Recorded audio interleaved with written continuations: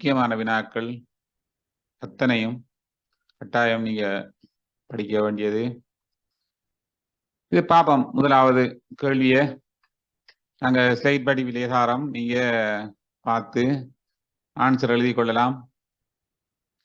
இதுல முதலாவது கேள்வி, பிரதேச செயலகம் ஒன்றின் நிர்வாக கிளையில் ஆளணி தொடர்பான விடயம் ஒன்றிற்குரிய கோவையிலிருந்து அனுப்பப்படும் கடிதம் ஒன்றின் எனது இலக்கம் 15-C1-E1-C7-12(32).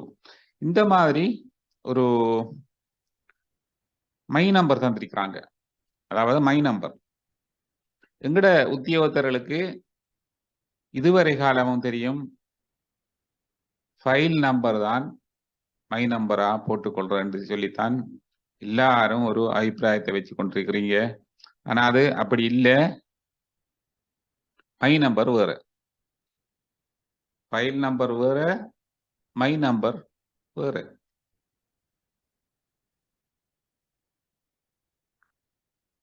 அதாவது கோவை இலக்கத்தோட சேர்த்து இன்னும் ஒரு இலக்கம் உண்டு ஆட் பண்ணினா மட்டும்தான் அந்த எனது இலக்கமானது உங்களுக்கு முழுமையடையும்.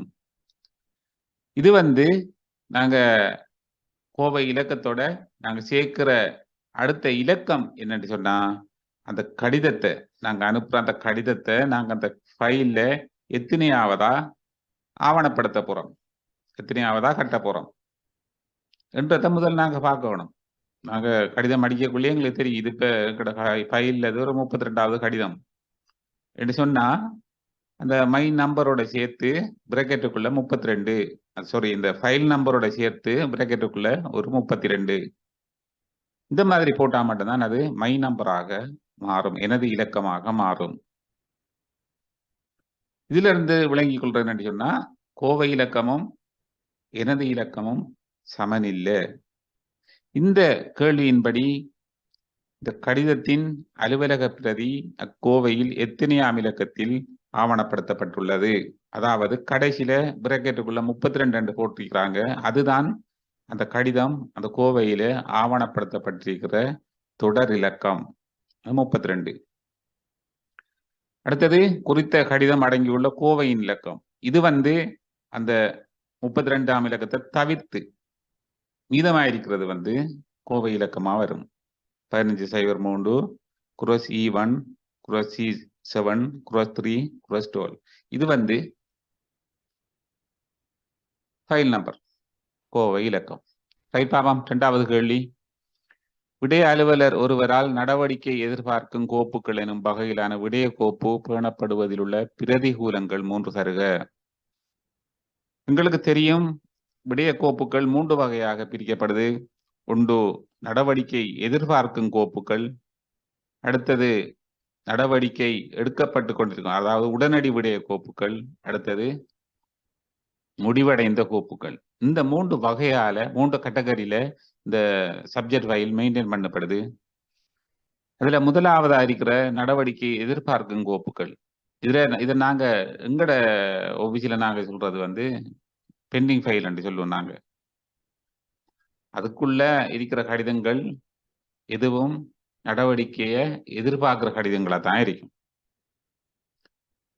இந்த கடிதங்கள் இந்த ஃபைல் மெயின்டைன் பண்றதுக்காக சொன்னா, அலுவலர் இந்த கடிதங்கள் வார டைம்ல, கடிதங்கள் கிடைக்கிற டைம்ல ஏதாவது ஒரு வேலைகள்ல இருக்கலாம், முன்னுரிமைப்படுத்தப்பட்ட வேலைகள்ல இருக்கிறதால அந்த டைமுக்கு வார கடிதத்துக்கு ஆன்சர் பண்ணிடலாது. அதை நாங்க என்ன செய்வோம் சொன்னா, இந்த பெண்டிங் ஃபைல்ல போட்டு வைப்போம். பிறகு எங்களுக்கு டைம் கிடைக்கிற நேரம் அதை எடுத்து உடனடி விடய கோப்புல மாத்தி அதுக்குரிய வேலைகளை நாங்க செய்வோம். இந்த மாதிரி பாவிக்கிற இந்த பெண்டிங் ஃபைலால எங்களுக்கு கிடைக்கிற தீமைகள் தான் இவங்க கேட்டிருக்கிறாங்க. பாருங்க, ஒன்று, கிடைக்கும் கடிதங்களுக்கு உடனடியாக நடவடிக்கை மேற்கொள்ளப்பட மாட்டாது. ஏனண்டா பெண்டிங் ஃபைல் ஒன்று இருக்கு. இது சகலராலும், சகல திணைக்களங்களாலும், சகல திணைக்கள தலைவர்களாலும் ஒரு ஏற்றுக்கொள்ளப்பட்ட ஒரு ஃபைலாக இது மெயின்டைன் பண்ணப்படுறதால இது சகல உத்தியோகத்தர்களாலையும் பாவிக்கப்படுது. இதுல இதுக்குள்ள வார கடிதங்கள் அனைத்தும் அந்த உத்தியோகத்தர் ஃப்ரீயா இருக்கிற டைம்ல மட்டும்தான் அது வெளியில எடுத்து அடுத்த நடவடிக்கைகள் மேற்கொள்ளப்படும். அதனால தாமதிக்கிறதுக்கு சான்ஸுகள் கூட இருக்குது. 2வது பாருங்க, இக்கோவையில் உள்ள கடிதங்கள் தொலைந்தால் அடுத்து நடவடிக்கை எதுவும் மேற்கொள்ள முடியாது. ஏன்னா இதுக்குள்ள இருந்து கடிதம் தொலைஞ்சிருன்னு சொன்னா அடுத்த ஸ்டெப்புக்கு நாங்க எந்த ஸ்டெப்புக்கு நாங்க போயிடாது. அந்த கடிதம் தொடர்பான பதிவுகள் ஒன்றும் இங்க ஃபைலுக்கு வராது. அதனால அது ஸ்டொப் ஆகிற ஒரு இடமா தான் இருக்கும் இந்த பெண்டிங் ஃபைல். 3வது, இந்த பெண்டிங் ஃபைல்ல இருக்கிற எந்த ஒரு விடயமும் திணைக்கள தலைவர் கவனத்துக்கு கொண்டு செல்லப்படுறதுக்கு வாய்ப்பே இல்லை. ஏனென்றா அந்த கடிதம் சப்ஜெக்ட் ஃபைலுக்கு வந்தா மட்டும்தான், அதாவது உடனடி விடய கோப்புக்குள்ள மாற்றப்பட்டா மட்டும்தான் திணைக்கள தலைவருக்கு போக சான்ஸ் இருக்கு. இதுக்குள்ள இருக்கும் வரைக்கும் அது திணைக்கள தலைவருக்கு தெரிய வாய்ப்பில்லை. இது 3வது பிரதிகூலம். அடுத்த கேள்வி பாருங்க, அலுவலக வழிகாட்டி நூல்களில் தாவன விதிக்கோவையானது எந்த வழிகாட்டி நூலில் உள்ளடக்கப்பட்டிருக்கும்? இது நிர்வாக வழிகாட்டில உள்ளடக்கப்பட்டிருக்கும். அடுத்தது பாருங்க, செயல்திறன் மதிப்பீடு தொடர்பில் கீழ் குறிப்பிடுபவர்களின் அதிகாரங்களை குறிப்பிடுக. இந்த அதிகாரங்கள் 2 பேரால அதாவது அப்ரைசருக்கு வழங்கப்படுது. எங்களுக்கு தெரியும், எங்கட இன்கிரிமெண்ட்டை நாங்க போட்டு எடுக்க வேணும்னு சொன்னா ஒவ்வொரு வருஷமும் எங்கட அப்போ அந்த இன்கிரிமெண்ட் டேட் ஒன்று வரும். அந்த டேட்டுக்கு முதல் நாங்க இந்த அப்ரைசலை நாங்க ஃபில் பண்ணி கொடுக்க வேணும் எங்கட திணைக்கள தலைவர்கிட்ட, எங்கட மேற்பார்வை உத்தியோகத்தர் ஊடாக. அந்த டைம்ல எங்கட மேற்பார்வை உத்தியோகத்தர் மற்ற திணைக்கள தலைவர் 2 பேருமாக இதுல சம்பந்தப்படுறதால ஒரு ஆள் மதிப்பீட்டாளர், அடுத்தவர் மட்டுப்படுத்தினர். அதாவது அப்ரைசர் ஒரு ஆள், மொடரேட்டர் ஒரு ஆள். இவங்க 2 பேர கடமைகளும் அப்ரைசர்ல ஒரு கடமை திணைக்களத்துக்குரிய உத்தியோகத்தர் தொடர்பில் நேரடியாக மதிப்பீடு செய்த, அதாவது எங்களை மேற்பார்வையாளர், நாங்க ஒரு நிர்வாக கிளையில் இருக்க மாட்டோம்னா எங்களை மேற்பார்வை செய்கிற ஆள் நிர்வாக உத்தியோகத்தர். அப்ப அவர்தான் நேரடியாக எங்களை கண்காணித்து கொண்டிருக்கிறவர். அவர்தான் இந்த மதிப்பீட்டாளரா அங்க தொழிற்பட்டு கொண்டிருப்பார். 2வது அடுத்தது மட்டுப்படுத்தினர், மொடரேட்டர். இவர் எங்கட திணைக்கள தலைவர். இந்த மதிப்பீட்டாளர் இந்த மதிப்பீட்டுக்கு அமைய திணைக்கள தலைவர் அதை உறுதிப்படுத்துறது தான் மொடரேட்டர், மட்டுப்படுத்தினது கீழே இருக்கிற அதிகாரம். அடுத்த 5ஆம் கேள்வி பாருங்க, கோப்பு உரை குறிப்புகள் என்பதால் கருதப்படுவது என்ன? இது ஒரு சில கூடுதலான உத்தியோகத்தர்களுக்கு ஒரு சந்தேகம். கோப்பு உரை குறிப்புகள், கோப்பு கடித குறிப்புகள், இதெல்லாம் அவங்களுக்கு எதென்று ஒன்றும் தெரியாம இருக்குது. கட்டாயம் தெரிஞ்சு கொள்ளுங்க. கோப்பு உரை குறிப்புகள் பிளந்த கோவையில ஒரு பக்கம் கடிதங்கள் கட்டுப்படும், அடுத்த பக்கம் நாங்க கடிதங்கள் தொடர்பான குறிப்புகள் எழுதி திணைக்கள தலைவருக்கு போட்டதுதான் கோப்பு உரை குறிப்புகள். அடுத்தது அலுவலக குறிப்புகள்னு சொல்லுவாங்க, அடுத்தது கோவை குறிப்புகள்னு சொல்லுவாங்க. இந்த மாதிரி இதுக்கு நாங்க வரைவிலக்கணம் எழுத போறோம் சொன்னா பாருங்க, பிளந்த கோவை முறையில் கோவையில் உள்ள விடயத்தின் வரலாறுகள், தீர்வுகள் தொடர்பான குறிப்புகள் சுருக்கமாக எழுதப்பட்டு இடப்பக்க கோப்பு உரையில் இணைக்கப்பட்டிருக்கும். இவை கோப்பு உரை குறிப்புகள் எனப்படும். இந்த குறிப்புகளுக்கு இந்த குறிப்புகள் அடங்கிய தாள்களுக்கு உரோம இலக்கம் இடப்பட்டிருக்கும். 6வது கேள்வியை பாருங்க, ஒருவர் எழுதிய கடிதத்தின் பிரதி ஒன்றை எழுதியவரை தவிர வேறொருவருக்கும் வழங்க முடியாது. அவ்வாறு வழங்குவதற்கு அனுமதிக்கப்பட்ட சந்தர்ப்பம் ஒன்றினை குறிப்பிடுக. அதாவது எங்கட திணைக்களத்துக்கு ஒரு நபர் ஒரு கடிதம் ஒன்று தாரார் என்று சொன்னா அந்த கடிதத்தை இன்னொரு நபருக்கு நாங்கள் வழங்க முடியாது, எந்த காரணம் கொண்டும் வழங்க முடியாது. ஆனா வழங்குறதுக்கு ஒரு சந்தர்ப்பம் இருக்கு. அது என்னன்றுதான் கேள்வி கேட்காங்க. என்ன சந்தர்ப்பம் அது?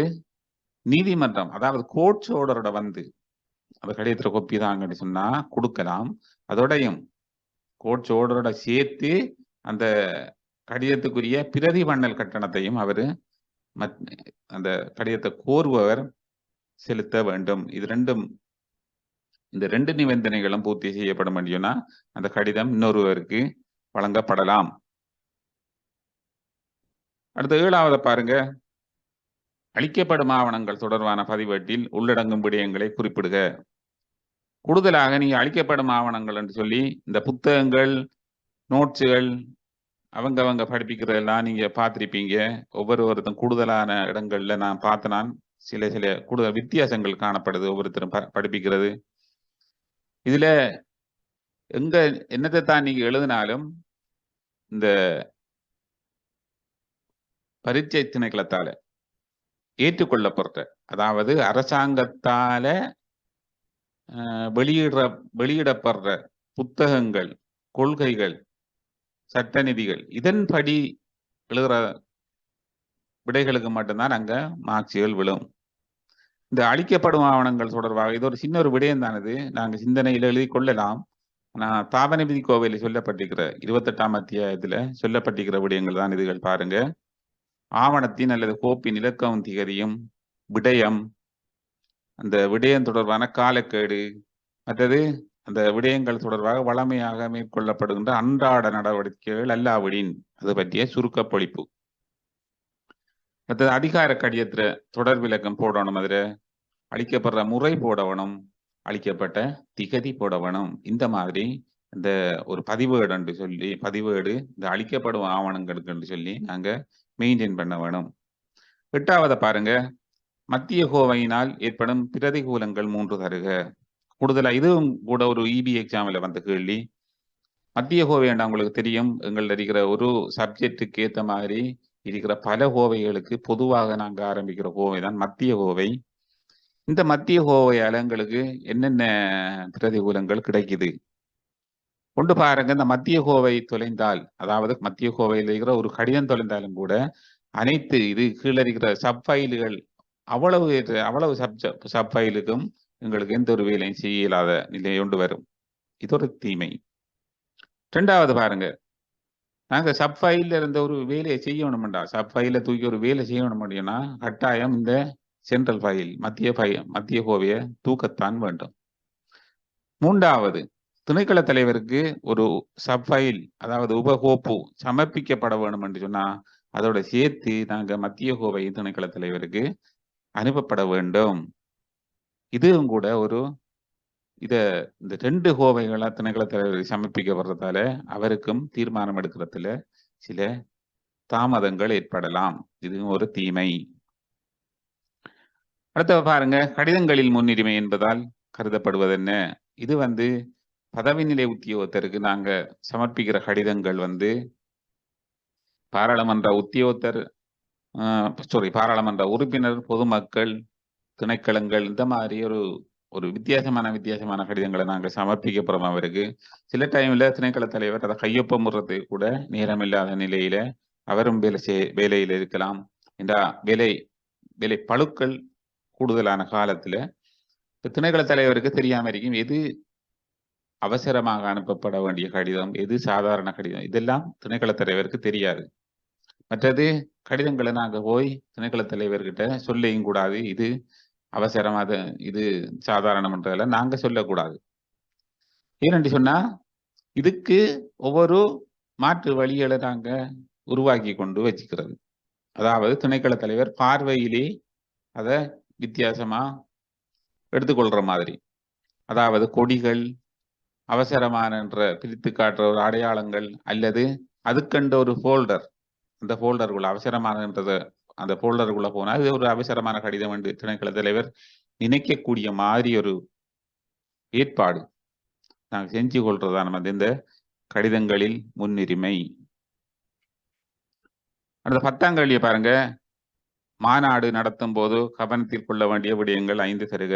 இதுல இந்த கேள்வி எதுக்காக போட்டீங்கன்னா உங்களுக்கு இந்த மாநாடு சம்பந்தமான விடயங்கள்ல நீங்க கவனம் செலுத்தணும் கூடுதலா. ஏன்னா மாநாடு நடத்துறது பெரிய இது இல்லை, அந்த நடத்துற கேள்வியை தான் இதுல போட்டிருக்கேன். ஆனா நீங்க மேலதிகம் அறிந்து கொள்ள வேண்டியது அந்த கூட்டக்குறிப்புகள் எழுதுறது. கூட்டக்குறிப்பு கட்டாயம் கேள்விகளுக்கு வரலாம். அந்த கூட்டக்குறிப்புகளை நீங்க வேற ஏதாவது கூட்டங்களுக்கு நடந்த கூட்டக்குறிப்புகளை நீங்க வேண்டி பாருங்க, அதுல எப்படி எழுதிருக்கீங்க சொல்லி அந்த முடல்ல நீங்க எழுதி கொள்ளலாம். இப்ப பாருங்க, மாநாடு நடத்தும் போது கவனத்தில் கொள்ள வேண்டிய விடயங்கள் 5. 1 பாருங்க, மாநாட்டின் குறிக்கோளை தெளிவாக அறிந்து கொள்ளல். மற்றது அந்த பார்ட்டிசிபேட் பண்ற ஆக்கள் எப்படி எந்த தரத்தோட இருக்கிறாங்க. அடுத்தது நோக்கம், இந்த பங்கு மாநாட்டின் நோக்கத்தை பங்கு கொள்வதற்கு விளக்குதல் அவங்களுக்கு தெரியப்படுத்தணும். அது புரிந்துணர்வு ஏற்படுத்தப்படணும். அங்க கருத்து பரிமாற்றங்களுக்கு வகை செய்ய வேணும். ஏதாவது பிரச்சனைகளை சுருக்கமாக தீர்த்து வைக்க வேண்டும். மற்றது விவாதிக்கிற விடயங்கள் சம்பந்தமாக மிக அவதானமாக இருக்க வேண்டும். ஏனென்றா அது திறந்த ஊடகம் உண்டு. அங்கது திறந்த ஊடகம் என்றதால மிக அவதானமான சொற்பிரயோகங்கள் பாவிக்கப்பட வேண்டும். அது கருத்துக்கள் இனியொரு கருத்துக்கள் அங்க செவிமடுத்தல் வேண்டும். தடைகள் தவிர்த்து கொள்ளப்பட வேண்டும். மற்றது பங்கு பெற்றுவோர் கலந்துரையாட இடமளிக்க வேண்டும். இந்த மாதிரி விடயங்கள் மாநாடு நடத்துதல் தொடர்பாக கவனிக்கப்பட வேண்டிய விடயங்கள். அடுத்த 11ஆம் கேள்வியை பாருங்க.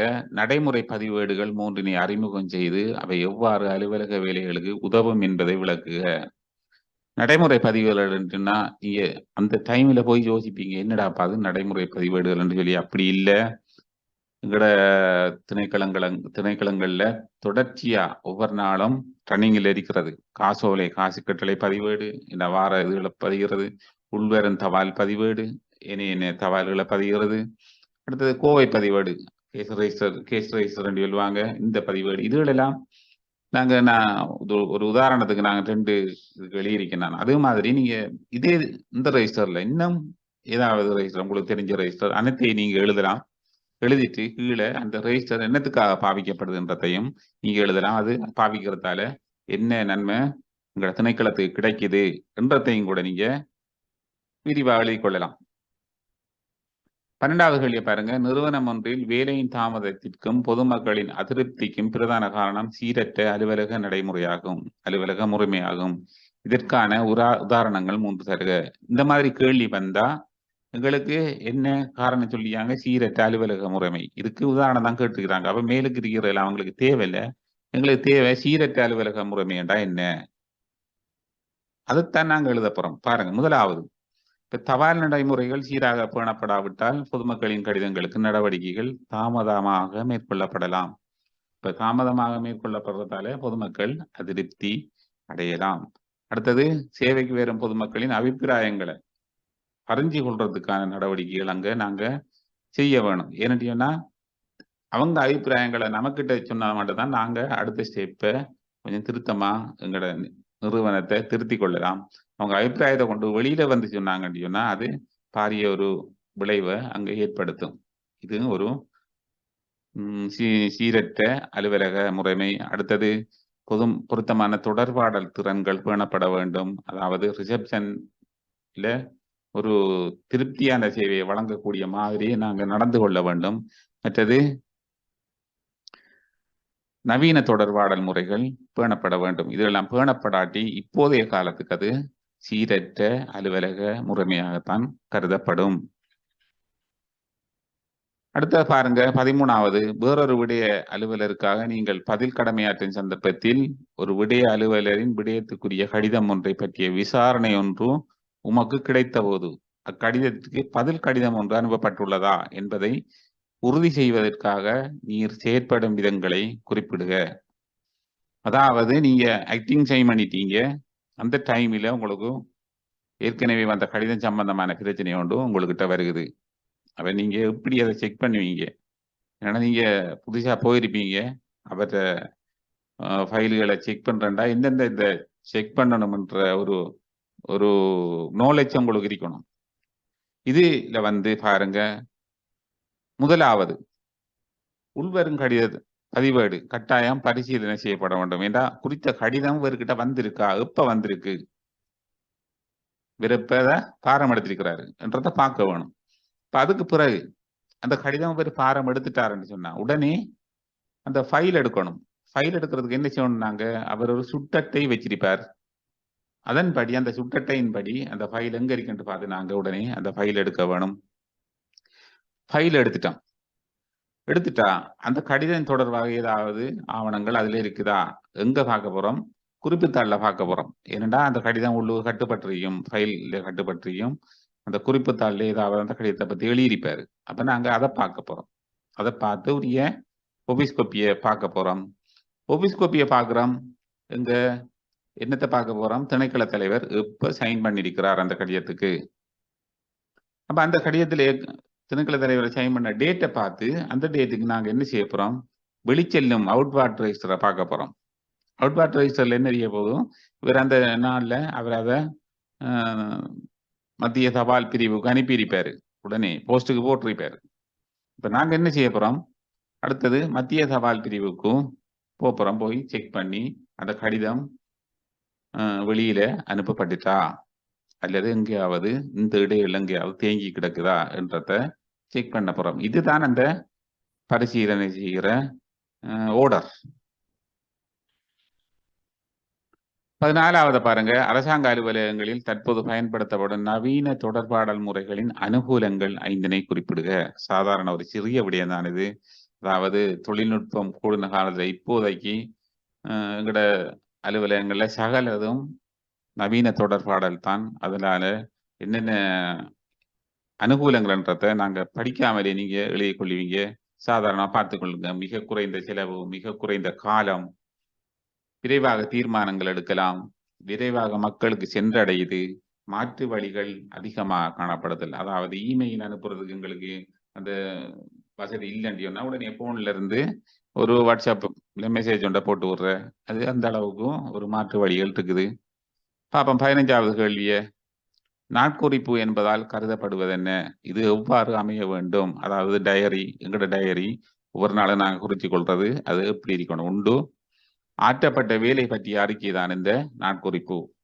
இந்த நாள்ல நாங்க என்னென்ன வேலை செஞ்சிருக்கோமோ அதை குறித்து கொள்றது. அடுத்தது, இது இன்னொருத்தர குற்றச்சாட்டுக்குள்ளாகிற ஒரு ஆவணமாக அமையக்கூடாது. அடுத்தது, ஏற்கனவே இருந்த சாதாரண கடிதங்கள்ல நாங்க தெரிவிக்கப்பட்ட விடயங்கள் இதுல மீளவும் தெரிவிக்கப்படக்கூடாது. அதோட சேர்த்து நாங்க ஏற்கனவே டைரியா எழுதி வச்சதை கோப்பி பண்ணி